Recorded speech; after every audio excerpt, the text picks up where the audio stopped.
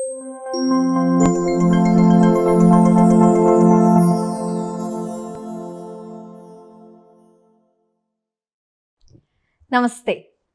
दरवर्षी 15 ऑगस्ट आपण अतिशय उत्साहाने साजरा करतो.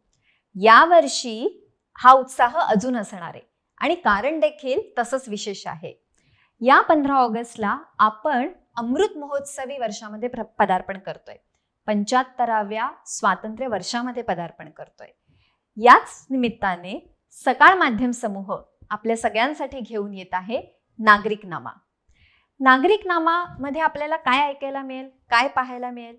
तर एक भारताचा नागरिक म्हणून पारतंत्र्यापासून स्वातंत्र्यापर्यंतचा झालेला आपला प्रवास नागरिक केंद्रीय दृष्टिकोनातून, तसंच एक नागरिक म्हणून आपले हक्क काय आहेत, कर्तव्य काय आहेत, मुळात आपलं संविधान जे सर्वोच्च कायदा मानला जातो देशाचं, त्याच्यात काय काय लिहिलेलं आहे, एकंदरीतच या लोकशाहीतली नागरिकांची भूमिका काय आहे, हे सगळंच आपण जाणून घेणार आहोत नागरिकनामाच्या माध्यमातून. आजच्या एपिसोडमध्ये आपण बघणार आहोत पारतंत्र्य ते स्वातंत्र्य आपला प्रवास. आपण अनेक वेळेला असं म्हणतो की 1947 साली आपला देश पारतंत्र्यात होता आणि 1947 साली 15 ऑगस्ट दिवशी आपण स्वतंत्र झालो. पण याचा नक्की अर्थ काय? तर एक नागरिक म्हणून आपल्याला इथे 3 गोष्टी महत्त्वाच्या आहेत त्या लक्षात ठेवायला हव्यात. त्यातली सगळ्यात पहिली आणि महत्त्वाची गोष्ट म्हणजे मतदानाचा अधिकार, स्वातंत्र्यापूर्वीचा आणि स्वातंत्र्यानंतरचा. तुम्हाला आता आपल्याला सगळ्यांनाच माहिती आहे की साधारणपणे 18 वर्ष पूर्ण झाली की आपण मतदार नोंदणी करतो आणि मग मतदानाला आपण एलिजिबल असतो आणि भारतातला प्रत्येक नागरिक अर्थातच मतदानाला पात्र आहे 18 वर्ष पूर्ण झालेला. पण विचार करा, जर का तुम्ही मतदानाच्या नोंदणीसाठी गेलात आणि तुम्हाला तिथे विचारलं गेलं तुमच्याकडे प्रॉपर्टी आहे का, तुमच्याकडे शिक्षण आहे का, तुमच्याकडे पैसा आहे का, तर आपल्याला कसं वाटेल? अर्थातच आपल्याला ते आवडणार नाही, आपल्या अधिकारांचं संकुचन वाटेल. पण 1947 पूर्वी हे घडत होतं. ब्रिटिश सरकारच्या काळामध्ये आपल्याकडे जेवढं काही मतदान व्हायचं ते सर्व लिमिटेड फ्रँचाईज म्हणजे मर्यादित मतदान स्वरूपाचं व्हायचं.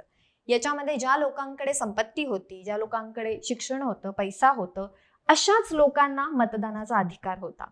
याचाच अर्थ तुम्ही विचार करू शकाल की बहुसंख्य वर्ग, महिला वर्ग की जो शिक्षणापासून आणि इतर सगळ्याच विकासाच्या संधींपासून वंचित होता, त्याला मतदानाचा अधिकार नव्हता.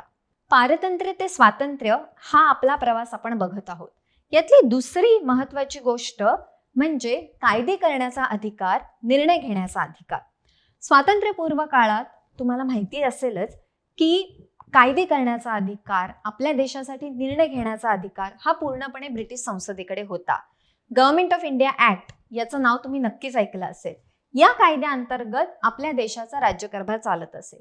म्हणजेच इकडच्या लोकांचे राहण्याचे सगळ्याचे जे अधिकार आहेत ते ठरवणार ब्रिटिश संसद. अर्थातच या सगळ्या गोष्टींच्या विरोधात आपण मोठी स्वातंत्र्य चळवळ उभी केली आणि त्याच्यामध्ये यशस्वी देखील झालो. मग 1947 नंतर काय बदललं? तर 1947 नंतर 3 वर्ष आपण घातली आपलं संविधान लिहिण्यामध्ये. भारताचं संविधान हा भारताचा सर्वोच्च कायदा म्हणून ओळखला जातो आणि भारताच्या संविधानाचं वैशिष्ट्य असं की ते इकडच्या लोकांनी म्हणजेच भारतीयांनी त्यांच्यासाठी लिहिलेलं आहे. हा महत्वाचा फरक आपण जाणून घ्यायला पाहिजे पारतंत्र्य आणि स्वातंत्र्यामधला. पारतंत्र्य ते स्वातंत्र्य हा प्रवास समजून घेताना आपल्याला संविधानाचं महत्त्व जरूर समजून घेतला पाहिजे. स्वातंत्र्य, न्याय, समानता या तत्वांवर आधारित असलेलं आपलं संविधान हे नागरिक केंद्रीय आहे, हे आपण लक्षात ठेवायला पाहिजे. आता पारतंत्र्यात असताना साधारणपणे कायदे कसे होते? तर गव्हर्नमेंट ऑफ इंडिया ऍक्ट हा तर ब्रिटिशांनीच तयार केलेला होता. त्यामुळे साधारणपणे इकडच्या लोकांच्या अधिकारांचं संकुचन होईल, आपल्याला फार प्रत्येकाला विकासाच्या संधी मिळणार नाहीत, हे अर्थातच या सगळ्याची तरतूद त्या गव्हर्नमेंट ऑफ इंडिया ऍक्ट मध्ये केली होती. मात्र 1950 नंतर आपलं संविधान जेव्हा लागू झालं तेव्हा आपल्या समाजातल्या प्रत्येक घटकासाठी, प्रत्येक नागरिकासाठी न्याय्य अशा विकासाच्या संधी असतील असं आपल्या संविधान सभेने ठरवलं आणि म्हणूनच आपल्याकडे कायद्यासमोर समान मानणारं संविधान, न्याय, स्वातंत्र्य, समानता या तत्वांवर आधारित संविधान 1950 पासून सर्वोच्च कायदा म्हणून आपल्याकडे लागू आहे. आता अनेक वेळेला संविधान तर इतकं छान आहे, पण त्याची अंमलबजावणी कशी होते याच्यावरती अनेक गोष्टी अवलंबून असतात. डॉक्टर बाबासाहेब आंबेडकर संविधान सभेतल्या त्यांच्या भाषणात म्हणाले होते, "However a good a constitution may be, but it is up to the people to make it work." म्हणजेच काय, तर जे संविधान आहे ते राबवणारे जर लोक चांगले असतील तर ते संविधान चांगल्या पद्धतीने राबवलं जाईल. आता या लोकांमध्ये कोण कोण येतं, तर अर्थातच आपल्या भारतीय संविधानाचं जे पहिलं पान आहे त्याच्यामध्ये जी उद्देशिका आहे त्याच्यामध्ये अगदी सुरुवातीला आम्ही भारताचे लोक असे 3 आपल्याला शब्द दिसतील. या सगळ्या लोकांची ही सामूहिक जबाबदारी आहे की संविधानाला अभिप्रेत असा आपण भारत घडवू, त्याचा विकास साधू. आम्ही भारताचे लोकमध्ये राज्यकर्ते आले, नोकरशाही आली, कोर्ट आली आणि सगळ्यात महत्त्वाचं म्हणजे आपण सगळे नागरिक आलो. त्यामुळे आपण सजग राहून, आपण जबाबदार राहून संविधानाला अभिप्रेत भारत घडवण्यासाठी कमिटमेंट दाखवलीच पाहिजे.